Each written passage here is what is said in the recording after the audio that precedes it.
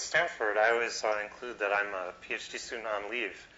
And actually, last time I spoke in my advisor's seminar, just a few weeks ago, he said, oh, I learned something already, that Larry's still a student. So anyway, it's always a pleasure to be back at Stanford, and let me get started. So actually, at some point, my computer will wake up in advance. Okay, so what am I going to talk about? I was trying to build a talk that's really focused on entrepreneurs, and it looks like a lot of you guys might be entrepreneurs or want to be entrepreneurs. And I'm going to try to be a little bit controversial, and you should feel free to stop me and ask questions or refute the points I'm making. So maybe I'll argue things a little more strongly than they should be just to make a point. But I think there's a lot of opportunity out in the world by doing things a bit differently than other companies have done them. And I'm sort of amazed more people don't do this. And I'm going to use Google as an example of a way of doing things differently. Then I'm going to talk briefly, try to cover some things about entrepreneurship that I think aren't covered other places. So I'm going to assume you guys have all read lots of books and heard lots of great talks today and other times about general things about entrepreneurship. And I'll try to cover the things that I think people don't know or are less represented. And I'll try to explain a little bit about how we do these things at Google. So this is actually a picture of me at a pretty young age playing with Legos. And I've always, I just wanted to give you a brief background about myself so you kind of know where I'm coming from. I usually don't do this in talks, but I think it will help you understand the points I'm trying to make. So I had a computer. I was lucky enough to have a computer in my house at age 6 because my father was a computer science professor. And this is a pretty unusual thing. This was 1978. It's a pretty unusual time to have a computer, and I think I was the first kid in my elementary school to turn in a word processed assignment, which kind of amazed my teachers. And at a pretty young age, I wanted to be an inventor. And actually, I read a autobiography of Tesla, and I read all about Tesla. And Tesla is the guy who invented AC power and generators and all sorts of things that we use today. And he barely was able to support his work. He's probably one of the greatest inventors of all time, and he's sort of pathetic in that he would have been able to do more if he was better at commercializing his inventions. And so I realized soon after reading this autobiography that what I should really do is start a company or be a professor, someplace that I could have a lot of influence on what happens in the world, because my goal is really to change the world by bringing new things into it. And I think this background sort of helped me. Even though I have a very technical background, I knew I'd probably want to start a company at some point. So I did a lot of work in that area. Eventually ended up at Stanford in the PhD program. We started the research. Actually, I guess you already mentioned most of this in your intro. We actually raised an angel fund in 1998. If people have questions, I could talk about that more. But it was a pretty straightforward process. It still took several months, but there was a lot of people who wanted to invest, and it took us time because you want to do these things right. And one of our original angels, Ram Shriram, is still on our board and still very helpful to the company. So it's important to get the right people involved, and sometimes that will probably always take time. We raised a VC round in May '99. We have John Doerr from Kleiner, who's one of the main VCs in the Valley, and also Mike Moritz from Sequoia, who also invests in Yahoo and a bunch of other companies. It was unusual for us to get both of those guys. So now we're profitable. We have over 300 employees. We have about 50 PhDs, which is kind of unusual. We have offices all around the world. So that's the basic background I want to give you. Let me talk about, I'll start off sort of saying, I think there's a common fallacy, especially in business schools. So I thought I'd bring this up, being in the business school today. That products aren't that important, or technology isn't that important. And there's a couple of common examples people give. One is VHS versus Beta. You guys familiar with this example? Beta was the better technology and VHS won. In fact, the technologies aren't that different. And, people are probably mostly concerned with price and, availability and things like that. And so, it's not a very good example. Same thing for Microsoft versus Apple. Microsoft really had more distribution. They were more open in the way they did their distribution. And I'd argue, the products for a while, there's differentiation in products, but there certainly isn't that much right now. And so that's also not a good example. I think in the enterprise space also, people think technology isn't important in the enterprise space because it's not, basically. How complicated is it to build a system that, keeps track of your finances. I mean, it's just not a particularly hard technical problem. It's mostly business problem, right? How, who does what in the business, how you manage them, how you control your spending, and all those kinds of things. I think Google's a pretty good example of why, products and technology are important. So, and I'll talk more about that. So, the common wisdom is that, marketing is what really matters, based on this products and technology not matter.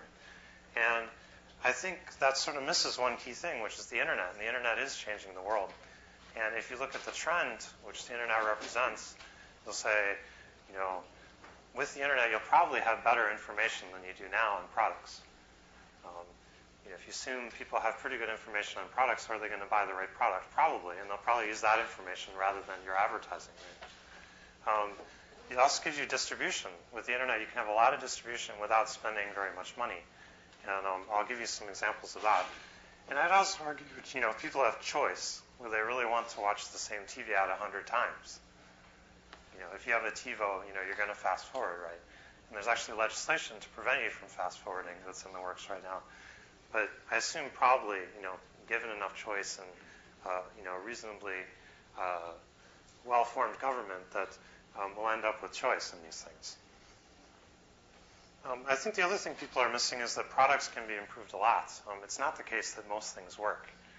And, excuse me, I was just actually at the TED conference, which was in Monterey, and there's Walt Mossberg there, gave a talk. He's kind of a Wall Street Journal technology. He has a Wall Street Journal technology column where he basically complains about everything. And it's been a tremendously popular column in the Wall Street Journal because basically he says, why don't any of these things work? And I'll have a quote from him later, but things can be much, much better than they are now. Finally, not everything's toothpaste. There's probably not that much difference between toothpaste. Mostly works and so on. So, that's where, on those kind of products, you see a lot of marketing, right? So there's not much else you can do.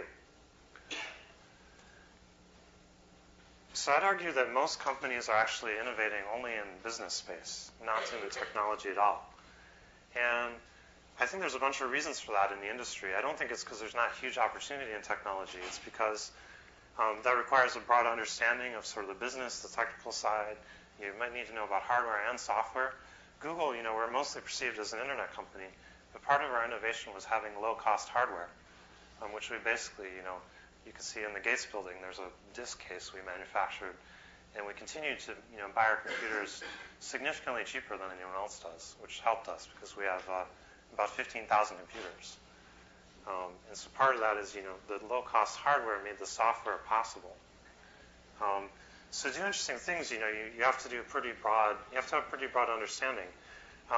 There aren't very many good examples of this. I mean, I don't think there are that many companies that have really succeeded because they had great technology. I'd argue Google is a pretty good example, but there aren't that many examples.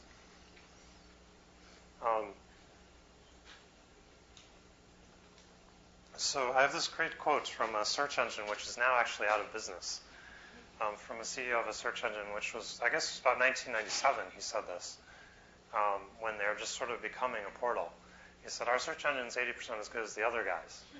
And in fact, he said, we've done focus groups and we've done all this research, and we don't think it's searches, the quality of search matters because people can't tell the difference. And this didn't really inspire us to want to work for him. And at the time, we wanted to license technology to this company. It didn't end up working out. This is one of the reasons. But it's interesting because the leaders of these companies didn't understand that search technology would improve. They thought search was, done. They should move on to other things like horoscopes or whatever. And, search would be something they all had, and it would be roughly similar. And I'll just give you some numbers. So since 1998, when we started, we had about 30 million web pages in our index, and that was competitive. Now we're by far the largest, and we have over 3 billion items, 3 years later. And, that doesn't just sort of happen spontaneously, right? That's a lot of work. And you have to put serious money into development to get those kinds of things to happen. So having this vision about where things are going to go is really important. And in fact, we grew with virtually no advertising, and in about 3 years, we've become the largest search provider on the internet. And that's basically because we have a product that people want. Hey, all you guys in the back, do you want to fill in down the front? There's lots of seats. Why don't we break and have people, you guys look really uncomfortable. Yeah, come on, don't be shy.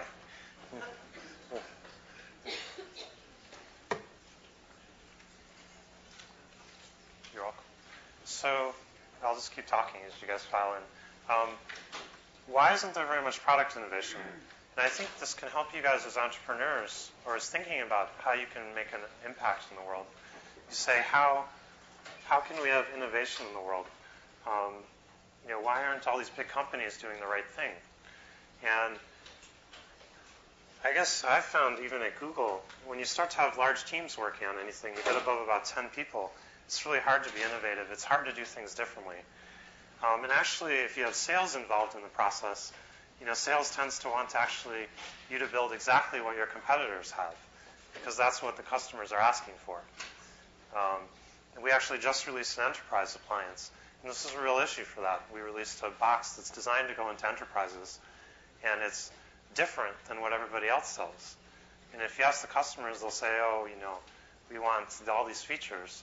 They won't actually tell you they want something that works and that's low cost and those kinds of things, because they don't even really realize that's possible. So this is a big issue for companies. Leaders are usually not technical or even product focused. They're not sort of focused on whether something will work for people. And actually, a lot of people would argue companies always become marketing or sales driven. Another thing that happens is companies grow. We have about 300 people. And we do basically a couple of things. And when we were about 3 people, we did one thing. And so right now, we went from having about 3 people working on, Google or, that size business to having, 100 people working on the equivalent size business. And so it's harder to change when you have 100 people working on something. You can also do more, but it's also harder to change. So if you're an entrepreneur, you can use this to your advantage. Big companies are going to be slower to move. It's going to be hard for them to add businesses. It's going to be hard for them to do things that aren't sales-driven. So if you can really innovate in a space because you have some vision about it, that can be really helpful. Another point I want to make about advertising, just because it was fun.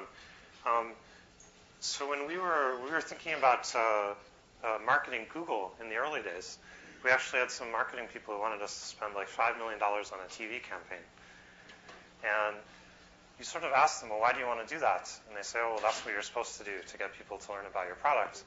And they say, well, why don't, and they say, well, we should spend, 30% of that online and 70% offline on TV. I say, where did the 70-30 come from? And, this sort of becomes that's just what people do kind of argument. You should always be suspicious when you get even numbers for anything. And in fact, I had this later explained to me by a CEO who works just recently, he runs a very large advertising company. He said the reason is that all the VPs of marketing in companies' life goal, life dream is to do the Apple Super Bowl ad. And you guys all laugh, but it's actually kind of true. If you talk to these people, they really like art, and it's an exciting thing to do, and you can have a big impact on the world. So, that's a really exciting thing, to build a Super Bowl ad that everyone will remember and will affect the whole computer industry, right? Like Apple's did. That's pretty unlikely, though. And it's maybe not the right way to spend money, right? To make an analogy, you have a similar kind of thing in product marketing. The kind of people who define products in companies traditionally have some business background, or they have sort of a pretty random background besides the business background. And they're not really focused on products. And there's some good programs here at Stanford. We're really lucky to have the HDI program and other product design kinds of things in mechanical engineering. Traditionally, people who design products don't have that background, and I'd argue it really shows.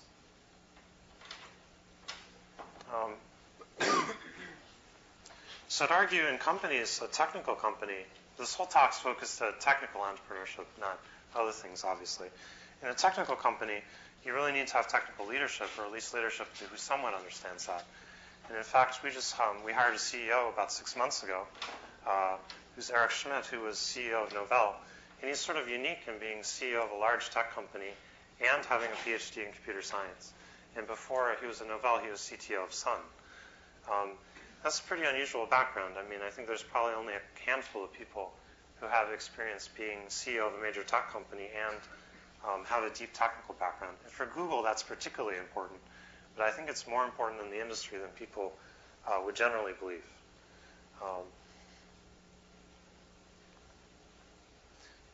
So Walt Mossberg, yesterday I saw him talk, and he made this great point I just had to bring to you guys, was that when you buy a computer and it doesn't work, you start writing to your columnists, and you ask them what you should do, and you go on message boards, and you talk to your friends, and you try to fix it, right? And he was making the analogy, well, what if you bought a TV that didn't work? Didn't get channel 6 or something. Would you roll up your sleeves and take it apart and try to fix it? No, I mean, you don't have that expectation about televisions. And so people have this very funny expectation about computers that it's okay if they don't work. And I think this comes from the hobbyist background. Computers started with hobbyists who had to write their own software or, do all sorts of crazy things. But nowadays, computers and software should just work, and there's really no excuse why it doesn't. So, okay, I'm almost done with this part. Finally, there's something I like to call the technology trend bandwagon. And so I threw up a bunch of words up there, XML, .NET, Corba, T2E. Anyway, all of these things, I think, basically don't do anything.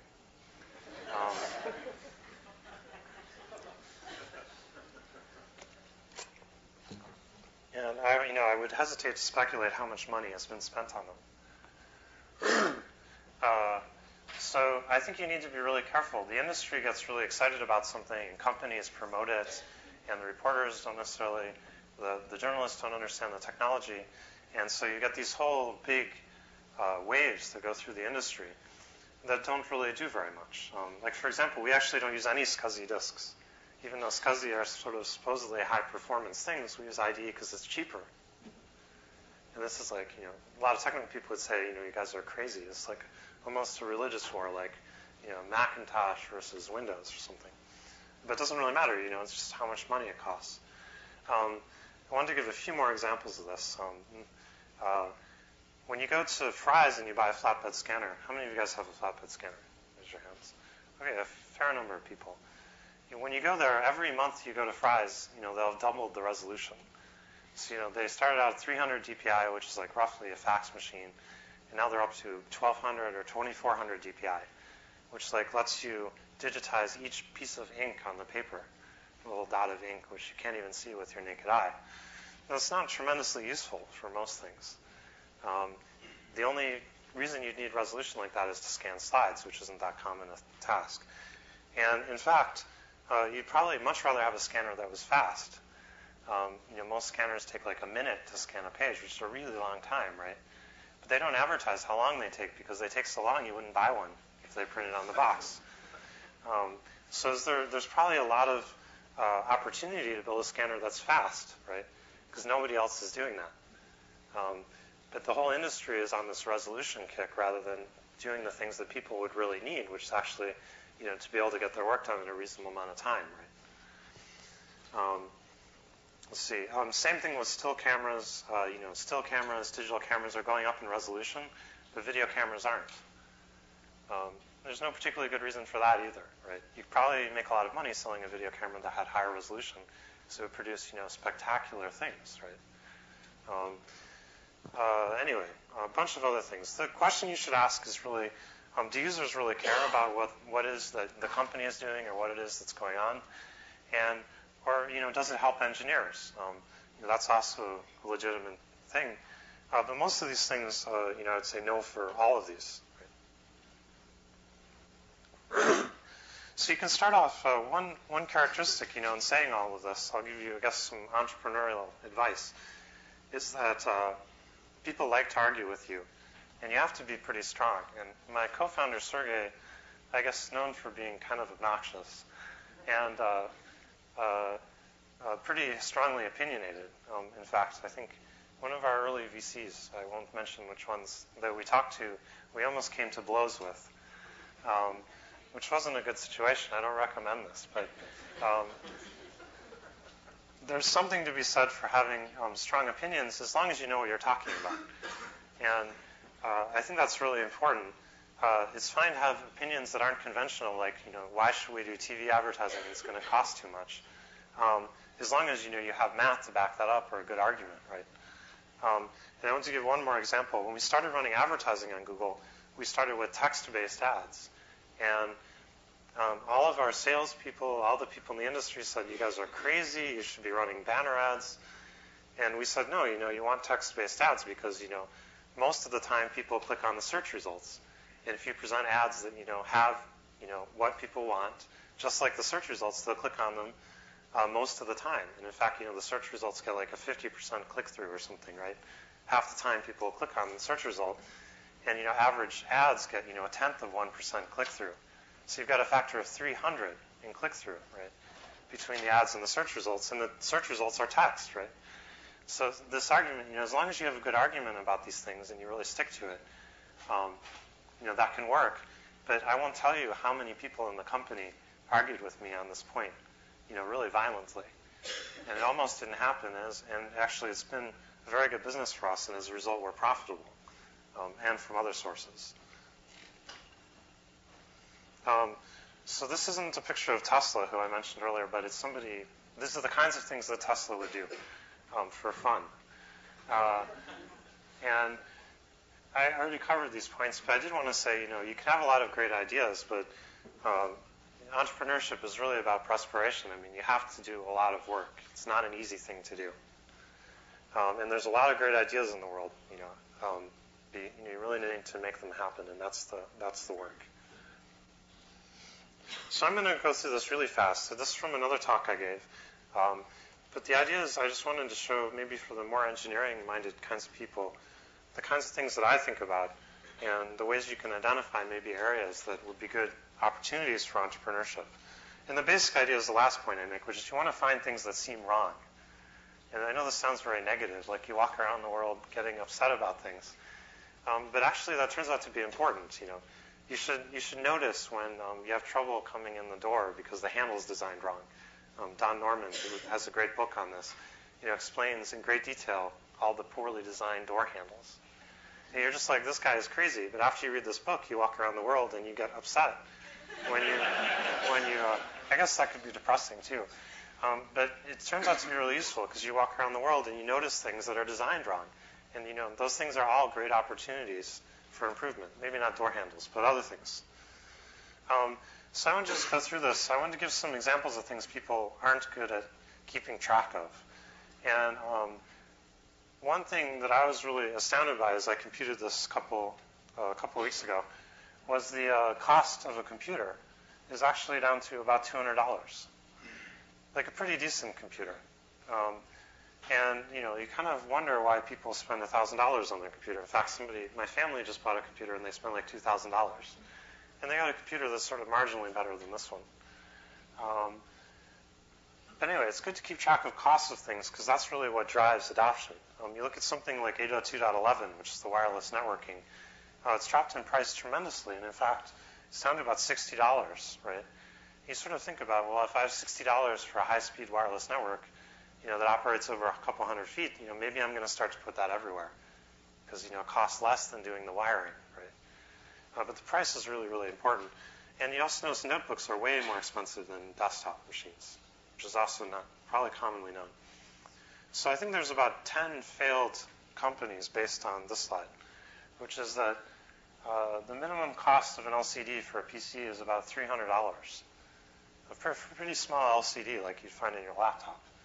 And, a monitor, you can get a pretty good monitor for like, $120. People in the real world sort of care about costs. And so are you going to be able to build an appliance, that goes in your kitchen that costs, hundreds of dollars more just because it has an LCD? Well, there's a bunch of failed companies based on that premise, I think purely due to the cost. Storage, I just wanted to highlight one thing here too. If you have tape media, it's almost the same price as hard disks, $1 per gigabyte. And tape is like a lot harder to deal with than disks. Do you think tape is a great, business to be in? Probably not, right? Eventually, you'll get all replaced with disks. In fact, we're doing that at Google. We don't really use any tape. We use a very small amount of tape. We have about 1,000 terabytes of disk. and almost no tape. So anyway, one other point I want to make is there's a whole bunch of companies in the Valley that are based on disk, and I would give you companies like Oracle as examples. Their technology fundamentally is operating on disks. And if you notice the last point on the slide, disk is actually about 200,000 times slower than memory at doing a random access. And it turns out that memory is actually, RAM is cheap enough now that you can put basically any database you want in memory. And it's probably a lot easier for programmers to deal with something that's 200,000 times faster, right? And it doesn't cost particularly more. So the industry is very slow to notice these things. I mean, are there great opportunities in all of these numbers? Certainly. There's great opportunities for companies in all of these things. You just need to keep track of them. I'm just going to show you how much memory, how much power things use. Disks use like 5 watts or something. I'll go to this slide. If you want to power your disk for a while, you need like a pound of batteries is basically how it works out. And this is why laptops don't really have battery life, is because basically the amount of power in a battery isn't very much compared to things like processors, which can use as much as 100 watts. So 100 watts of battery, for an hour is like a big thing, right? If you have even the best possible battery, which is basically lithium ion, you're still going to have like 2 pounds of battery just to power that for an hour, which is clearly a problem if you're carrying it around. So this also isn't that relevant to you guys, but I just thought I'd show it because I saw it at the TED conference yesterday. It was really exciting, kind of basic technology thing. And I thought I'd show this to you because I think if you base companies on things like this, you can find a good business. I don't think robotics is necessarily a great business, but if you find some place where there's a good business opportunity and sort of a technological breakthrough, then you're in a really strong business position relative to just having a business opportunity or just having a technological opportunity. And I thought I'd show this just because it's really, really cool. So there's this guy, Robert Phil, who's a professor at Berkeley, who's been studying locomotion in insects, basically, in small animals. And it's pretty amazing stuff. They figured out that cockroaches and things like that can go through, if you look on the right-hand side here, they can go through this kind of very rough terrain without even slowing down at all. Like they just go full speed through, terrain that's like higher than they are. And, they're trying to figure out how they could possibly do this. And, you'd think the cockroaches have really sophisticated control mechanism, things like that. Well, they actually decided that it's because the cockroach's legs are springy. And this is recent research they just did. And so they decided, well, maybe we should try to build a robot based on this and see how well it works. And it turns out, here I'll show you this little animation here I downloaded from their website. So this is this robot that has no control system. Those are just motors that are spinning. And this is like an order of magnitude better than all of the robots that have existed. And the reason is the legs are springy. And so the legs basically do the control automatically, mechanically, rather than using electronics. I'll show you, they did some other fun things with this robot. That's just altering the timing of the way the motors are spinning. You got that behavior. Here's the robot going through I don't have the cockroach picture. But you can see this robot also goes fine through this fractal terrain, it's called. So anyway, if you were building robots, having this technology would be a real help, right? You'd probably be able to compete really well against the people who are building wheeled robots or much more complicated things. In fact, they even put this in a lake and it can swim, and it goes right out of the lake onto land, and it's pretty incredible. So there's a lot of things like this in the world. I mean, it's not necessarily lots, but there's enough to start companies based on. And if you start a company on one of these things, I'd argue you're likely to be a lot more successful than if you're just using business. So I'm going to segue into some entrepreneurship things. These are basically things that I found people are sort of under-investing in.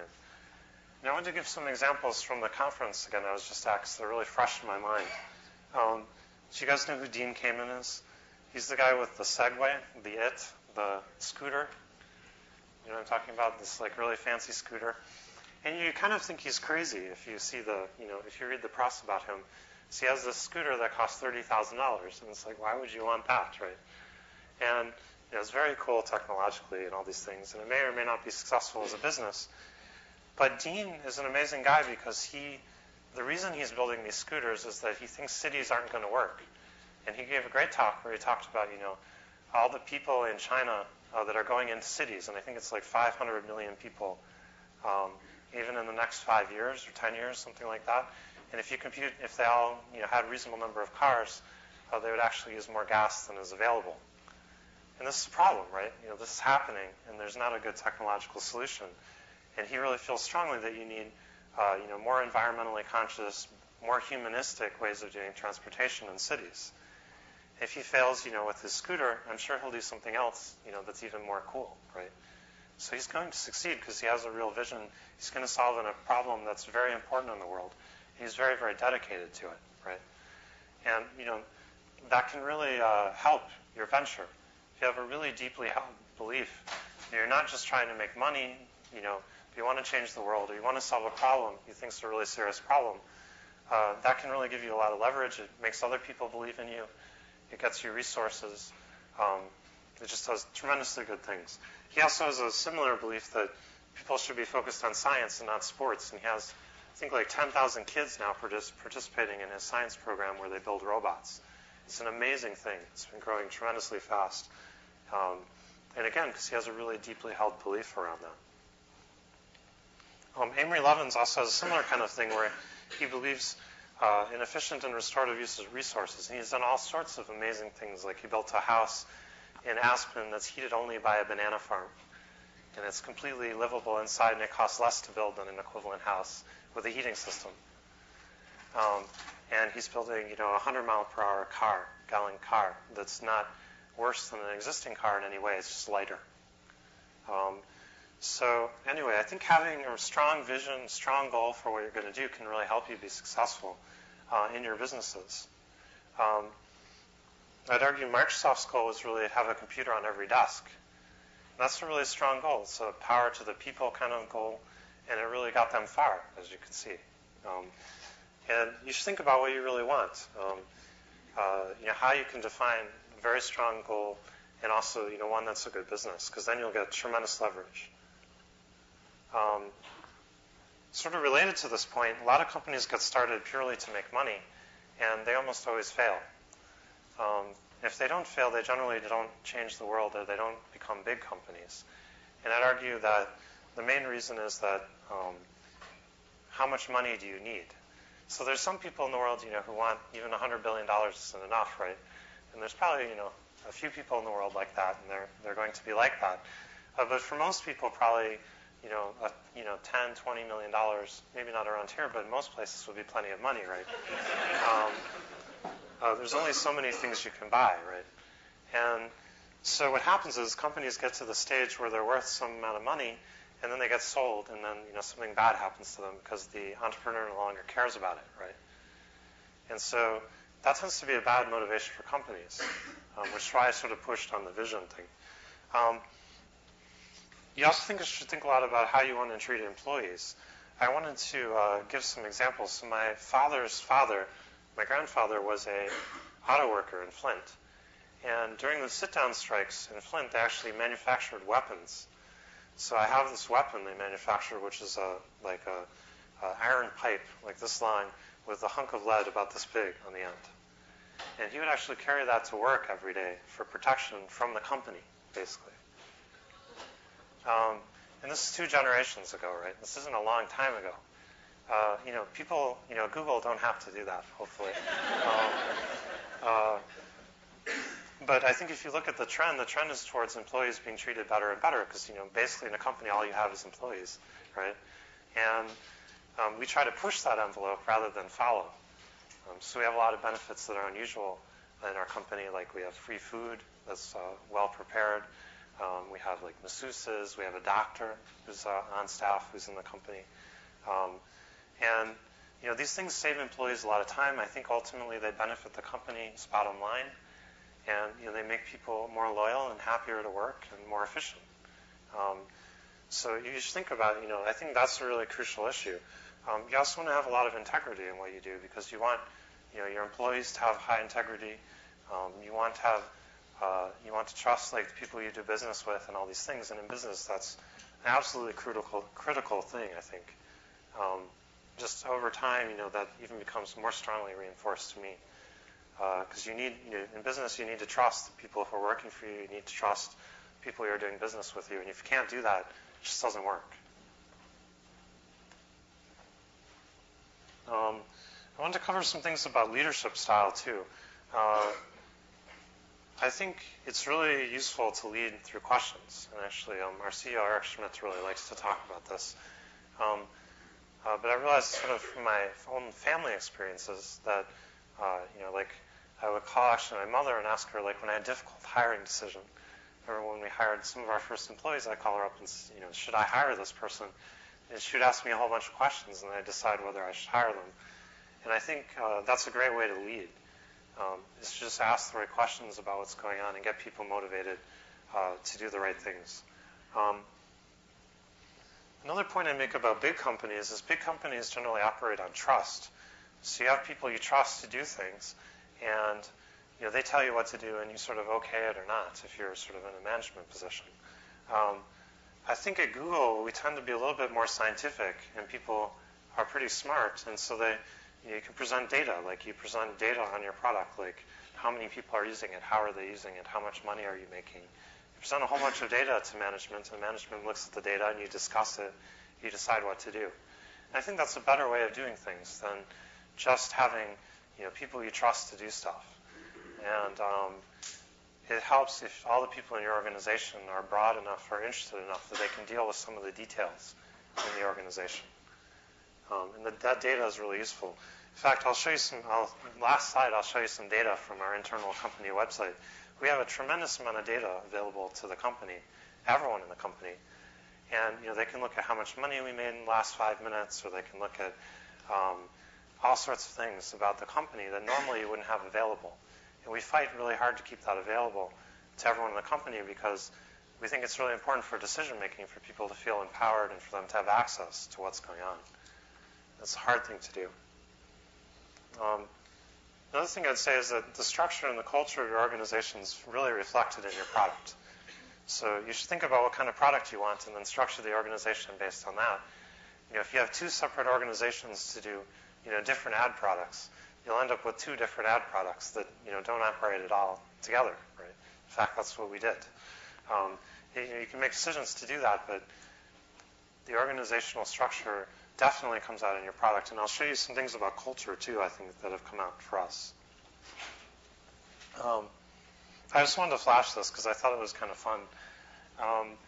We had a lot of discussion about what our core values should be. And mainly I wanted to highlight the last one, don't be evil. This actually came from one of our early employees who was a Stanford student, actually, too. And Amit, he's really a nice guy, and he thought this was a really important thing for us. And it was quite something, actually. It turns out recently in the press we were compared to Enron. And I guess somebody had told a reporter we have this one of our core values, and the reporter had said, that's what should have been flashing on the screens at Enron. It should have been like Google's core values, and like we were sort of the good and Enron was evil. It's pretty amazing when your company gets compared to Enron in that way. But I do think this is an important thing. I think we are perceived as being a force sort of for good in the world. And our employees feel that too. And this is an important thing to us. That's not true for a lot of companies, right? And there's lots of reasons for that.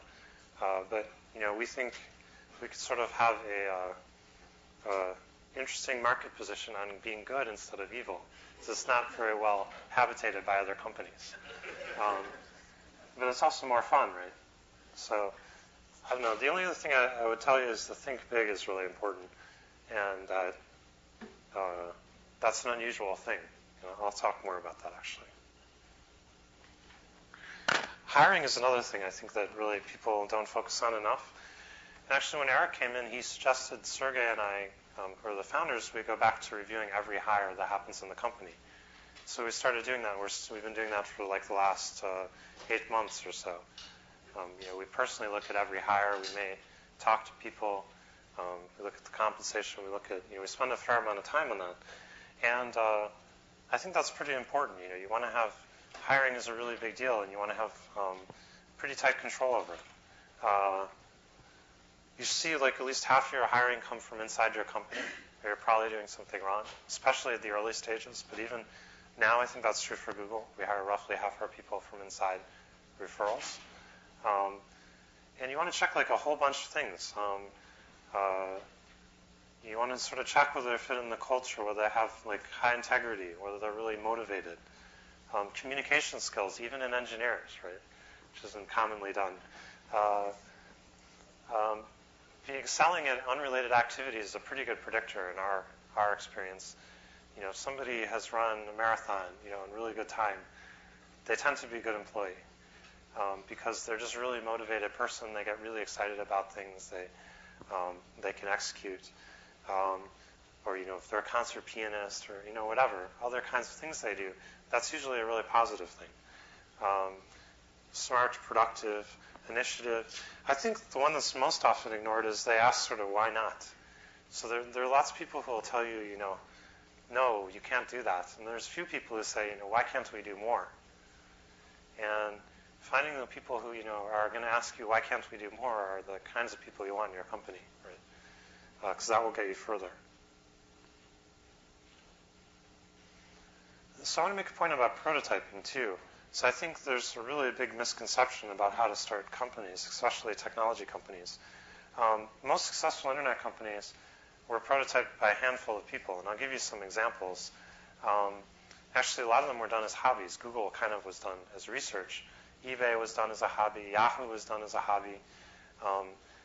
My brother and some friends started eGroups, which is a mailing list company that was sold to Yahoo, very successful. That actually was part of Scott's time for a year. He did it like part-time. And it was one computer that sat under a desk for over a year and collected email and groups and things like that. And they had a party for this computer a year or two ago because the computer, I actually bought the computer for them, so I was particularly involved in this. But the computer had handled over 1 billion email messages, this one computer. And so they put it up on a pedestal, and they actually had a party for the computer. Scott did this in part-time, right? And then eventually we're like, this thing has, 10 million people using it. It should really be a company. And it was still a computer under a desk, at that point. And Google was the same kind of thing. We couldn't get enough computers at Stanford to support the users we were getting. And so we were like, wow, we should really start a company, even though we're kind of reluctant to. So you compare that sort of during the dot-com boom, the way companies got started was, they raised $30 million, they hired 100 people, and then a year later they might have a product. And after spending the $30 million, right? And a lot of internet things especially, but a lot of technology companies can be prototyped very cheaply. You can get pretty far with a couple of people in a garage and a little bit of money, which isn't hard to get, right? And so we actually bought the initial disks for Google on 3 credit cards. And those were the first crawl that we did as a company. We used these, like, our friends' credit cards, basically, to buy disks. And that was enough to get us going. So I think the other thing I'd say is that this helps in later stages, too, because if you've done things cheaply, you'll continue to do them cheaply. And that's a competitive advantage, right? The other thing I noticed about a lot of companies that are being brought into the world now in the Valley is that they're often afraid to solve the whole hard problem. So if you're going to build, a company and you're only like one piece of the puzzle, it's pretty tough. I mean, you can do it, but you have to make a lot of deals, and they have to be the right deals, and there has to be enough people. There can't be monopolies, or you'll be in trouble. And it's fine to pick a hard problem and solve the whole thing. I don't think this is done enough. Because you really want to control the whole user experience. You don't want to be reliant on some other company to do a good job because they probably won't, right? It's unusual to get good supplier relationships, especially when you're a really small startup, right? And of course, if you have a single supplier, consumer, or deal, it's pretty much a disaster because those people will, give you lots of trouble, right? I'd say don't settle. in your early stages, no matter what. The quality of the people you start a company with or your early investors are critical to everything you do. And people often get worried, they have this idea or they've been working on something and they're like, oh, how much money will I have to give, how much equity will I have to give to the other founders? And you shouldn't be worried about that. I remember this great story from Andy Bechtolsheim, who's one of the Sun founders and is one of our angel investors. When they were starting Sun, I forget who went to, I think Vinod went to Andy and said, I want to start this company. And Andy said, oh, that's fine. You could take this technology for $50,000. And Vinod says, no, I want to pay you like 30% of the equity, and I want you to work in the company. And, you see Sun did pretty well, right? And Vinod doesn't regret that, I don't think. And I don't regret, so I'm sharing my equity with Sergey, my co-founder. I'm really, really happy to have him around. And it's been amazingly important, and I feel, great about that, and I feel great about the equity we gave to our initial investors. That's not to say you should give a lot of equity to investors. You should get a good deal, of course, especially with investors. In fact, Andy doubled our valuation. We were asking for a particular valuation. He says, no, I think you guys should have twice that valuation. And negotiating as an investor, this is a crazy thing, right? So the point is, if you get the right investors, things will work out well. And you want to give them enough equity so they're motivated to help you. That doesn't mean you give them a lot, but